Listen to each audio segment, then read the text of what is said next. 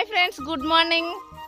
అందరు ఎలా ఉన్నారు? బాగున్నారా? మేమైతే చాలా బాగున్నాం. ఇక మాకైతే మిషన్ పనులు అయినాయి కానీ పొలాలు అయితే కోతకు రాలేదు. మా వాళ్ళు అయితే ముందొచ్చిరని చెప్పిన కదా, ఇక ముందొచ్చి పాపం ఏం చేయాలనో అర్థం కాక వాళ్ళకైతే మస్తు బోరు కొడుతుంది.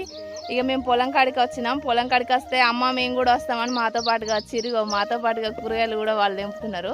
ఫుల్ హెల్ప్ చేస్తారు మాకైతే. నిజంగా ఒక ఫ్యామిలీ మెంబర్స్లా మన చుట్టాలు వచ్చి 1 డే 2 డేస్ ఉంటారు, కానీ వీళ్ళు వస్తే మాత్రం నిజంగా మాకైతే పండగలాగానే అనిపిస్తుంది. పోయేరాక పోయేటప్పుడు కూడా మస్తు బాధ అనిపిస్తుంది నాకైతే. ఎందుకంటే వాళ్ళకు తెలుగు రాదు కదా, మనకి హిందీ రాదు.